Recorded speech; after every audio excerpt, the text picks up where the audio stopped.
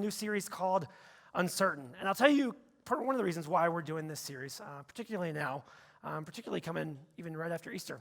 I've found over my life, the longer I live, the more experiences that I have and the more questions that I have about God. And I found that the more that I study and the more that I learn about God, the more that I realize just how little I actually know about God. And I would bet that you've probably experienced that in some ways as well. There's things that maybe you learned early on, or constructs that you had, or experiences that you had early on that gave you one set of perspectives about God. But as you continue to grow, as you continue to learn, I would bet you would say as well, the more you learn, the more you experience, the more you realize just how little you actually knew. And the more you discover, the more you realize is left to discover. And so we're talking about that in this series. We're saying, hey, how do we as a people, and how do I as an individual, how do you as an individual engage with a God who, as you continue to discover him, right, you continue to find yourself with more and more questions about him? Or in other words, how do we engage with a God that we're not so sure about, particularly in seasons of life that we find ourselves experiencing uncertainty?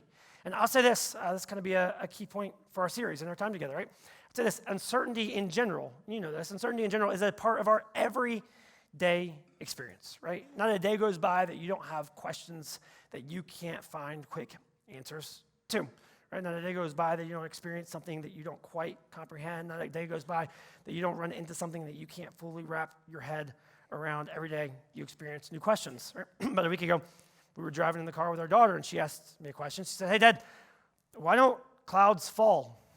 And I said, "Well, that's a good question. I think they're made of gas, I think, And she's like, "Yeah, okay. So why don't they fall?" And we're just like, let's find something else to distract ourselves with in this moment, because I don't really know how to explain the water cycle here, and I don't really think I remember the water cycle myself in this moment. But again, just hit me with a question. I'm like, I don't really know what to do with that. It took me back, I was thinking this week, to high school calculus. For some reason or another, my last year of high school, I decided to take college calculus, and I remember sitting in the classroom every single day going, I have no idea what this lady is talking about right now. Like, I've seen those numbers before, and I've seen these letters before, but I've not seen those numbers and those letters together, and I don't really know what that makes, And so I found myself just sitting there like so confused in that moment, right? And going, I really don't know what to do with any of this, and trying to just go through the motions without really understanding any of it. Many of you have probably had experiences like that, right? And there's moments like that where we find ourselves with questions that we don't know the answer to, and there's other moments in life where we experience things that we don't really know so much how to explain. Like illness that we run into with ourselves or with someone we care about that we can't quite fully explain and that we wouldn't have expected, right? Job experiences, career transitions, things that we wouldn't have seen coming and wouldn't expect and can't really explain why I don't work there when he or she works there, or why they got that opportunity and I didn't get that opportunity. Moments in relationships where we find ourselves going, hey, I don't really know what's going on in this relationship with him, this relationship with her, and I can't fully wrap my head around it, right? Or even just life experiences. Things that you've done or things that have happened to you, things that you've watched other people do, right?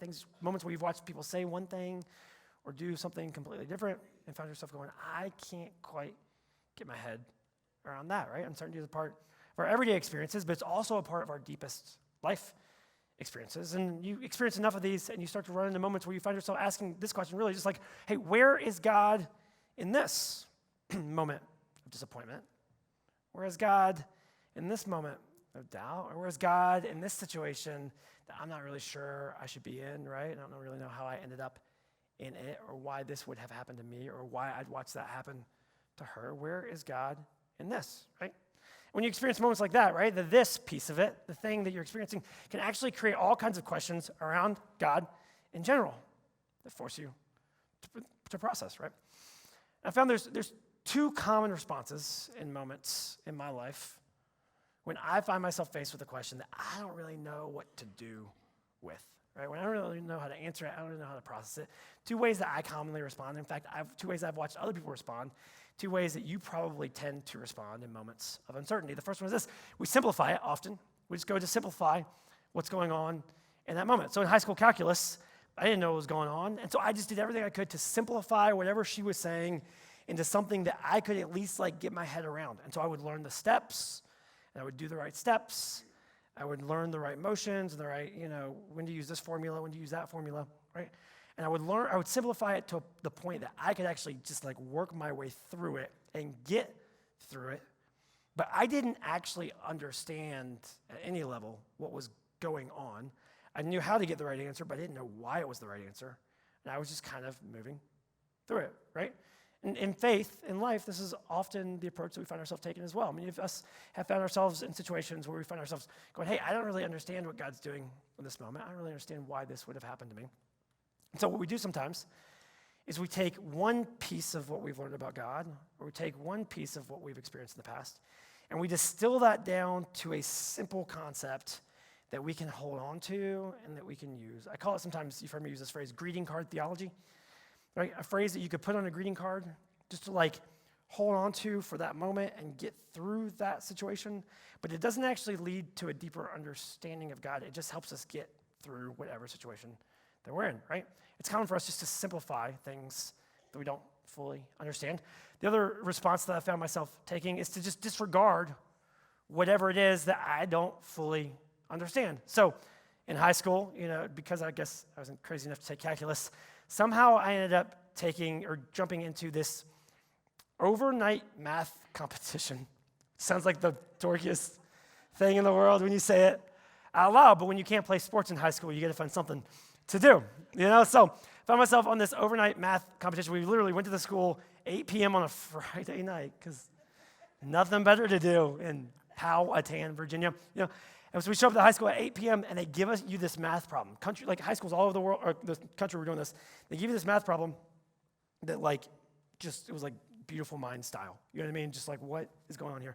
You're in a team of people and you're like supposed to solve that problem by 8 a.m. the next day. Like that's what I'm going to do for 12 hours is math. And so we looked at it for, I think, about an hour, maybe two, and we just kind of went like, we don't have a clue.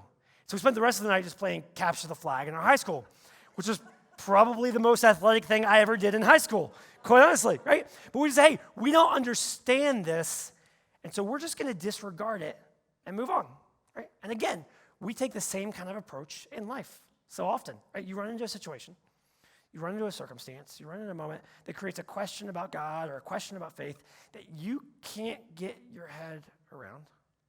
And so a common response to that is just to go, you know what? I'm going to stop trying to understand this, and I'm going to stop trying to engage with this, and I'm just going to take this piece of my life or this set of questions and put it to the side and just move on with the other areas of my life. Right? It's a common response. But I'll say two things real quick, just two quick thoughts on simplifying and disregarding. Let me say this about simplifying. Simplifying your understanding of God feels safe. It does. Because you can take a really big construct and a really big concept that you can't quite get your head around and just move it down and displace it and kind of distill it down into a framework that you can hold on to, that you can comprehend, and that you can carry with you, right?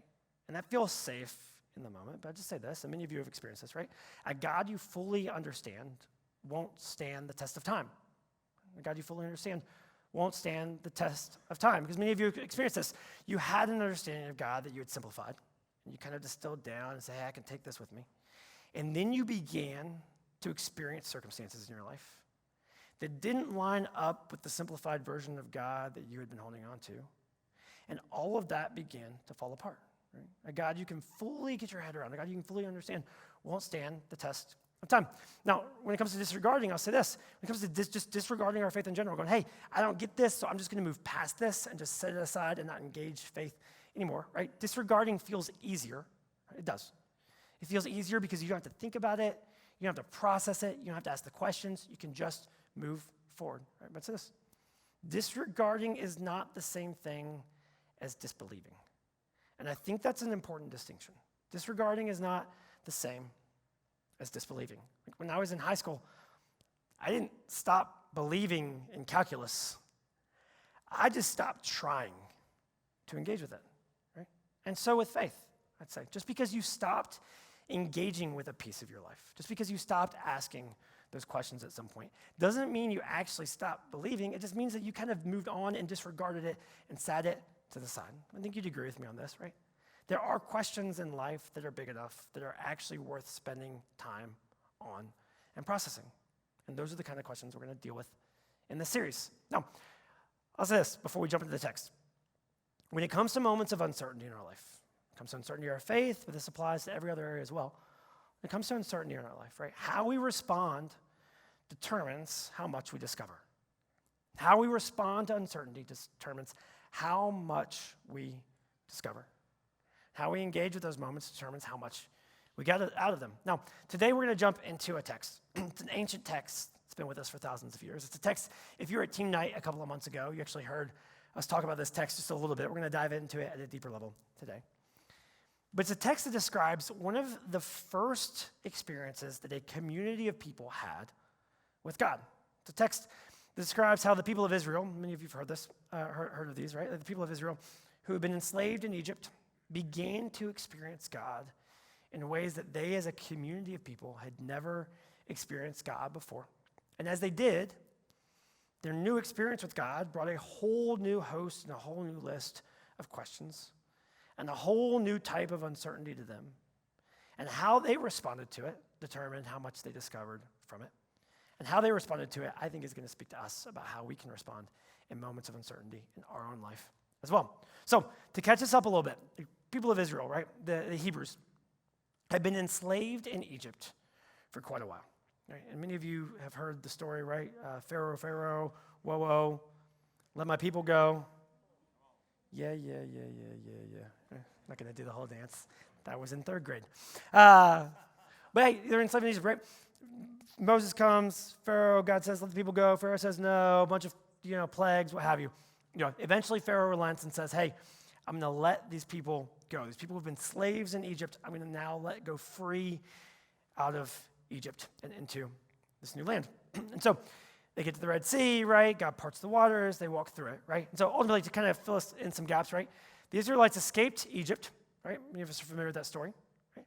And very quickly, right? Like they found themselves on the edge of the Red Sea, right? And they're like, hey, what's going to happen here? And very quickly, God resolves that problem for them, parts the waters. As the story goes, they walk across the waters into this new land, right? All right, next, they have experienced, once they get in this new land, they experience a water shortage, right? They find themselves going, hey, we're in this new land. No one just remembered to pack Dasani. So what are we going to do here? We need some water. And very quickly, God resolves that problem for them and provides them a source of water. Next, they experience a food shortage. And they don't have any food. They say, what are we going to eat? Very quickly, God resolves that problem and sends food, sends quail, right? Sends some manna, which is kind of like this kind of bread-like substance, right? They discover, or they receive, and the food shortage very quickly is resolved. Next, they're attacked by their distant cousins, the Amalekites. It's this group of distant cousins who come and attack them. They don't know how they're going to do it, right? And God very quickly steps in and aids them and quickly resolves that issue, and they defeat the Amalekites. After this series of situations where they had a problem, God solved it. They had a problem, God solved it. They had a problem, and God solved it. Very quickly, and pretty much in the moment, almost immediately, each and every time, they find themselves next camped out at Mount Sinai. And Mount Sinai is a place where they come. They set up camp and they sit. And this is a space that they were led to where God actually begins to reveal himself to this community of people in a way that God had never revealed himself before, in a way that they would not have expected, in a way that was very different from the ways that they had watched the Egyptians engage with their gods back in Egypt. Back in Egypt, they had idols for their gods. Back in Egypt, they sacrificed things to their gods, right, so that they would stay in good standings with their gods. But they didn't have manifestations of God. They didn't have these experiences with God. They just had these idols and these very simplified ways of worshiping gods. They saw the Egyptians operate that way. They find themselves at the base of Mount Sinai, and they experience God, their God, showing up to them in a way that they had never seen God show up to a community of people before. And so there's all this thunder, and the text says it's like smoke around the mountain. There's an earthquake, the sound of a trumpet, right? There's thunder. There's all these things where God actually begins to descend his presence on the Mount of Mount Sinai. And the people were very kind of freaked out by this, as you and I probably would be freaked out as well. And Moses, their leader, is called to come up the mountain and called to engage with God. And as he comes up the mountain, God begins to speak to Moses about how he is going to have a relationship with the people of Israel that is different than any other relationship that they've had before, and different than any other construct or concept of God had ever showed up to his people in that time and place before. And God begins laying out how they're going to engage with each other and what that relationship is going to look like. Now, Moses is having this experience with God on the mountain. Meanwhile, the Israelites are still camped at the base of the mountain. And they're used to seeing God show up very quickly every time that there's a problem or situation so far in their journey. But Moses ends up being on this mountain for 40 days. Now, no one told Moses he was going to be up there for 40 days. No one told the people that Moses was going to be up there for 40 days. Moses is just up there for a long time, right? So 1 week goes by, they start to ask questions. 2 weeks goes by, they start to be concerned, right? And all of a sudden, this group of people who just recently left the land they were familiar with and moved into a land that they're unfamiliar with are finding themselves without their leader for a period of time that they have no control over and don't even know how long it's going to be, and they don't even know what's happened at this point to Moses after he's gone up in the mountain. So they find themselves in what we probably consider an uncertain moment, a moment like you found yourself in at different points in your life, a moment where you're going, hey, I have no idea what's going on here, but this doesn't feel comfortable. And their response to this moment is telling, and I would say their response to this moment is going to sound very distant for us at first. And it's going to sound like something we would never do ourselves because we find ourselves in a time and a place and a culture that's very different than they found themselves experiencing. But I would say at the heart of their response, you're going to find something that's similar, I would say, to your heart and my heart as well. So the text tells us, the author of Exodus tells us that when the people saw that Moses delayed to come down from the mountains, real quick, there was no schedule for this. So they didn't actually know that Moses was delayed. In fact, he wasn't really delayed. He was there for as long as he was actually supposed to be there. But it was taking so long that it felt like it was delayed, right? When the people saw that Moses delayed to come down from the mountain, right? It says that the people gathered themselves together to Aaron, who was Moses' brother, kind of second in command in this situation. And they said to him, "Up, make us gods who shall go before us. As for this Moses, the man who brought us up out of the land of Egypt," they're already distancing themselves from him. They said, "We do not know what has become of him."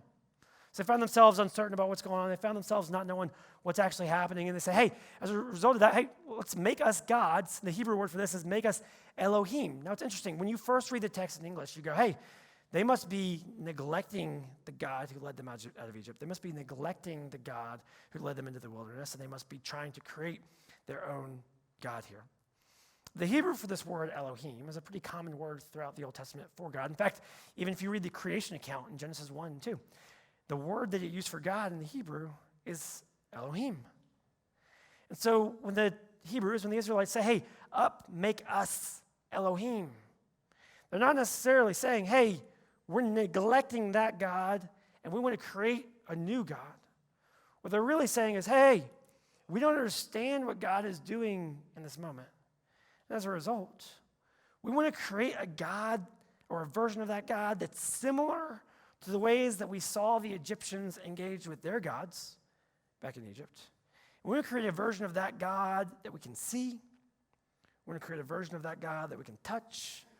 We want to create a version of that God that we can take with us in each and every moment. They're not necessarily replacing God. They're just trying to make sense of God in a way that they can see, touch, and more tangibly understand.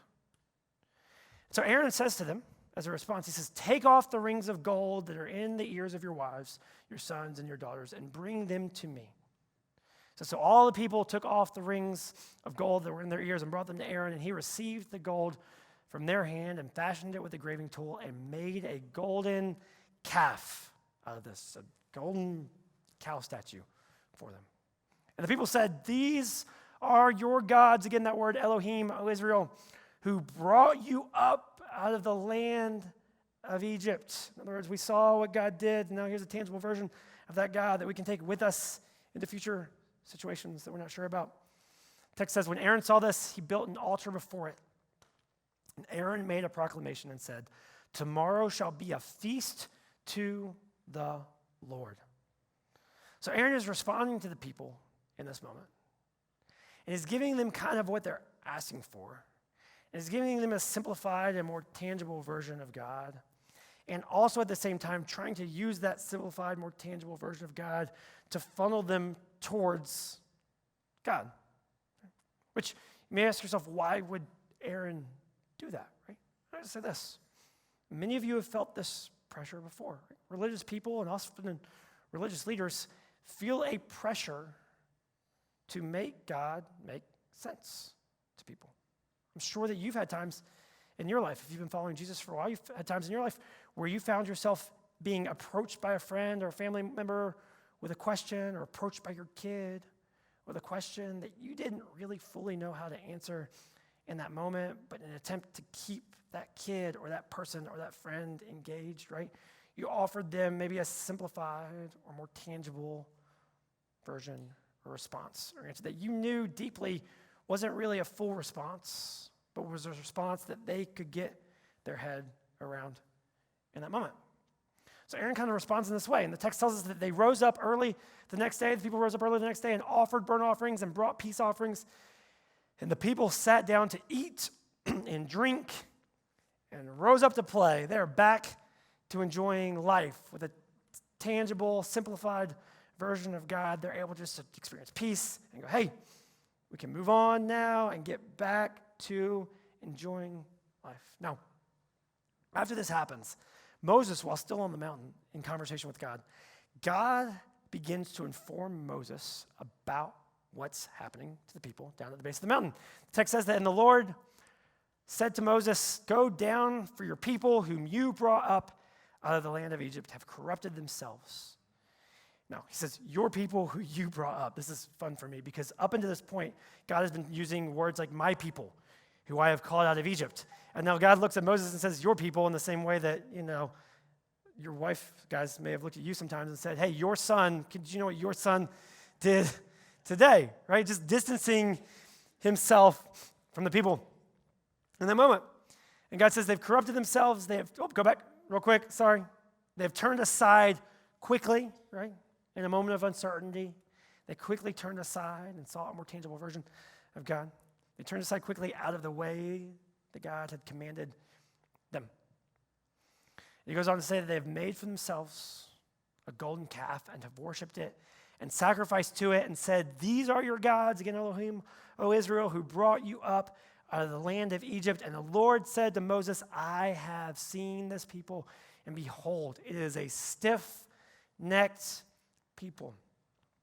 In other words, it is a stubborn people, the group of people who are unwilling to move their head even a bit to see a broader and bigger perspective of what might be happening here. It's a group of people who are willing to only see one thing right in front of them. So God actually begins to say to Moses that he's just going to wipe them out. He's like, I'm done with them. He says, I'm going to wipe these people out. He says, Moses, I'm just going to start a new group of people through you. And Moses begins to kind of argue with God. He says, God, no, please, don't do that. And he negotiates a little bit. And ultimately, Moses backs God off from wiping out the people of Israel. And then Moses goes back down the mountain to investigate what's going on in the camp. And I love Moses' response. The text tells us that as soon as Moses came near the camp and saw the calf and the dancing, Moses' anger burned hot. And he threw the tablets out of his hands and broke them at the foot of the mountain. We'll go on there. He says that he took the calf that they had made, and I love this, and he burned it with fire and ground it to powder and scattered it on the water and made the people of Israel drink it. That's what you're going to do with that. Drink it.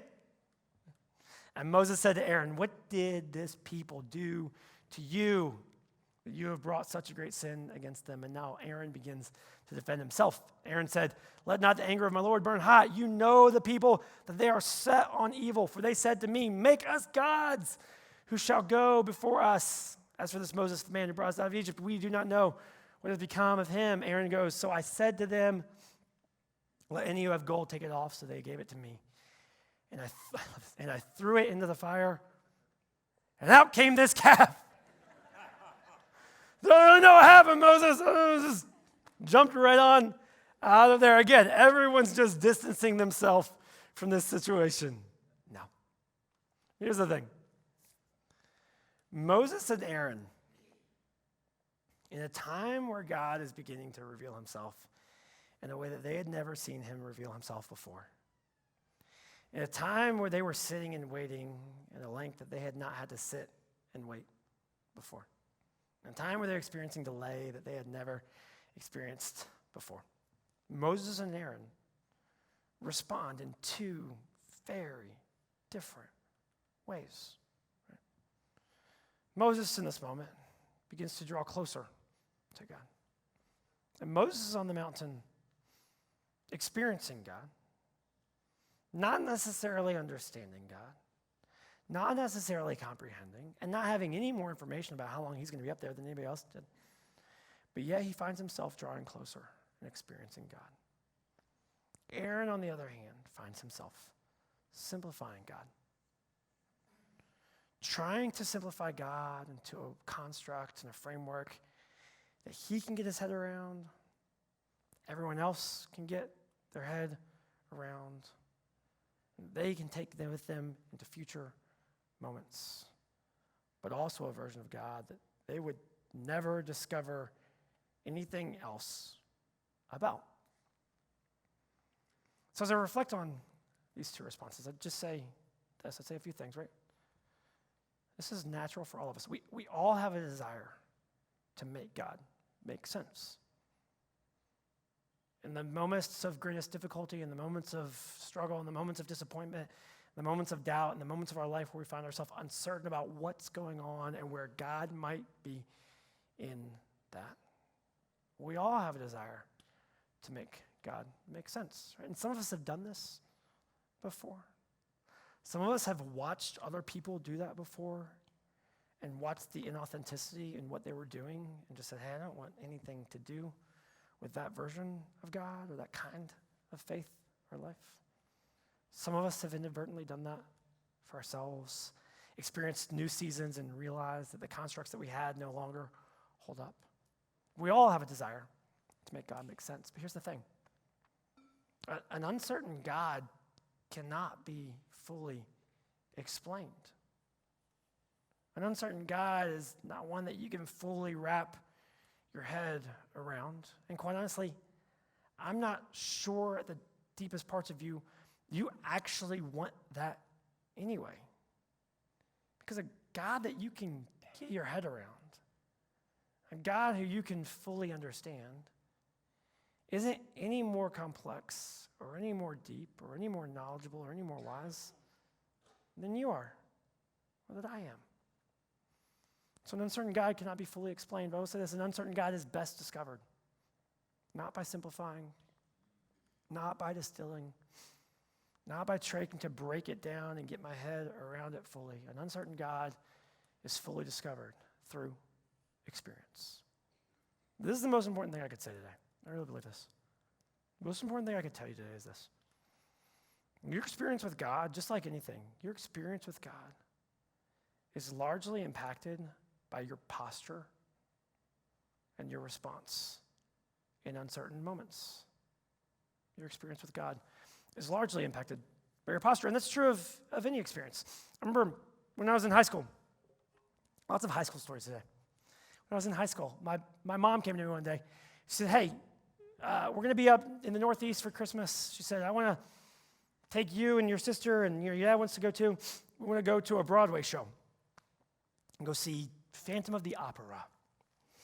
And I'm a junior in high school, and I can tell you that wasn't on my bucket list at the time. And I said, Mom, no, I'm good. I don't want to go to watch Phantom of the Opera or really any opera or any Broadway show or really anything like that. And I was like, that's probably expensive. Just don't waste, you guys just go, leave me behind.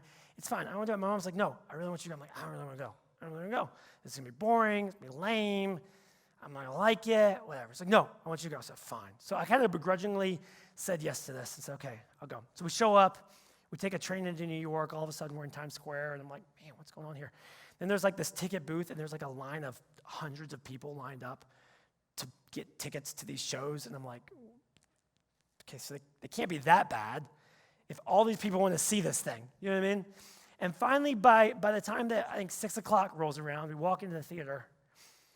What I had started as a day where I was kind of like this, going, I don't really want to go see a Broadway show today, you know what I mean? finally had gotten to a point where, okay, there's got to be something going on. I was able to just relax a little bit and put my arms down. And for the first 30 minutes, I was just like this. Like I couldn't imagine or believe what was happening in front of me. The ways they were singing, the ways the stage changed and became a whole different world every 5 minutes, all of it just blew me away. But if my posture the whole time had been right here, I don't want to do this, I don't want to watch this, I don't really have any interest in this is going to be boring, right? My experience with Broadway would have been massively different. When I was a kid growing up, I grew up in a style of church that had kind of a focus many times on a piece of the Trinity or a piece of God that gets referred to as the Holy Spirit. And there was a lot of conversation often about gifts of the Holy Spirit and the ways that God would kind of give people the abilities to experience things in different ways and do different things, and these kind of like these spirit-led gifts that kind of were ways that God would work through you to build God's kingdom in the world. And I grew up in a great church. My dad's a pastor. He's phenomenal, quite honestly. It's a good thing he pastors far from here, because otherwise you guys would just all want to go to his church. Be honest, I mean, he's a great pastor. But every once in a while, there would be guest speakers that would come into our church, or we would go to other churches, and I would hear these people speak, and they would talk about the Holy Spirit. They would talk about like these gifts of the Holy Spirit in ways that were very obviously manipulative and very obviously contrived and very obviously seemed fake and inauthentic. And in my teenage years, my posture towards all of that just became like this. I said, I don't want anything to do with that. I'm going to distance myself from that. Like that's like I've seen so much inauthenticity in that. I don't want anything to do with it. In the last couple of years, I've come to realize that just because I saw an inauthentic version of something as a teenager doesn't mean the authentic version of it isn't out there. And my posture has begun to shift a bit. And I'm still, quite honestly, in the process, in that area of my faith, still in the process of shifting my posture to one of being more open to what experience might exist there for me in my relationship with God. And I'd say this to some of you, and I've had conversations with many of you have shared things like this. Some of you had experiences very early or even recently with people who were religious leaders or Christian friends or people of faith, right, in various capacities. And you watched them live out their faith in a way that was contrived or felt simplified or felt kind of self-created, right, to help them get through. And you looked at it and you go, there's nothing real in what you're telling me in that moment. And your posture as a result ended up kind of here, which is a natural and understandable response. But here's what I'd say. Just because you witnessed an inauthentic version of something doesn't mean that an authentic version of it isn't out there for you.